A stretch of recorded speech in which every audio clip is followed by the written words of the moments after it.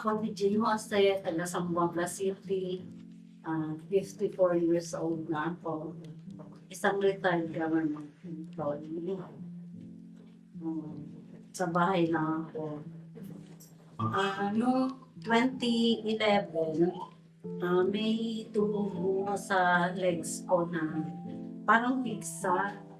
Tapos sumasakit ang tiyan ko. Tapos ilang days nagpi-fever na ako. Hanggang sa nung pumutok na yung sugat naging sugat na yung nasa paa, sa dalawang binti ko. Nadala na ako sa hospital, syempre. Tapos nag-diagnose ako ng doctor na diabetes daw ako, type 2 diabetes.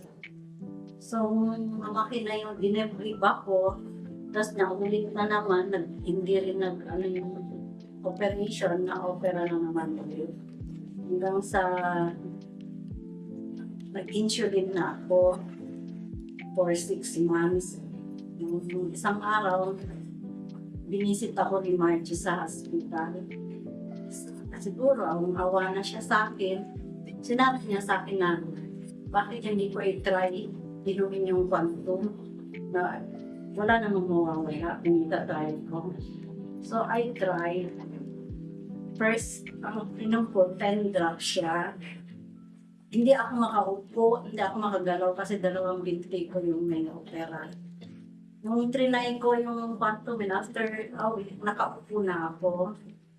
So, hanggang sa everyday na nagde-dressing ako, natutuyo yung kaliwang binti ko. Hanggang sa after 6 months, in-stop ko ng insulin. Hindi na ako nag-insulin. So lately, nakainom na naman ako ng quantumin. Hanggang ngayon, ang sugat ko, nag-heal na siya. Hindi siya lumalaki gaya nung araw na every time na lang, in a year, 3 times ako nag-depressive. Umpisa nung nag-quantum ako, hindi na ako na-depressive. Ito yung gamot na pinatry sa akin ni Margie, quantum short. Nung first na ininom ko to, sabi niya, try daw ako ng 10 drops. So, nag-try ako ng 10 drops hanggang sa nakita ko, nag-improve talaga yung sugat ko.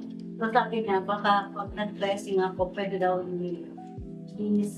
halo ko ito sa tubig na pinamuhugas ko sa sugat ko. So, hanggang sa nag-dry na kaliwang sugat sa binti ko. Hanggang ngayon, 5 drops na lang. Tuwing inom ako ng tubig, 5 drops ang inom. Tsaka dahil sa diabetes ko, lumalabo din ang paningin ko, sinabi ni Margie na itry ko din i-drop sa mata ko. Dati hindi ako nakakabasa ng text message na wala sa langit. Ngayon nakakabasa na. Dahil sa pagpatak sa mata.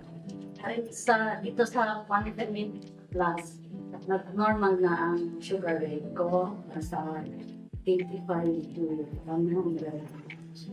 Healed na ang sugat sa binti ko, saka hindi na nag-worse, hindi na gaya dati na nagde-depressive ako every 3 times a year.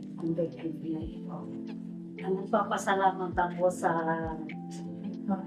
Hemodynamics Corporation, lalo na kay Dr. Leila Maceda, at dito sa Quantum na magpagaling sa akin. Sana, subukan mo rin na wala namang mawawala.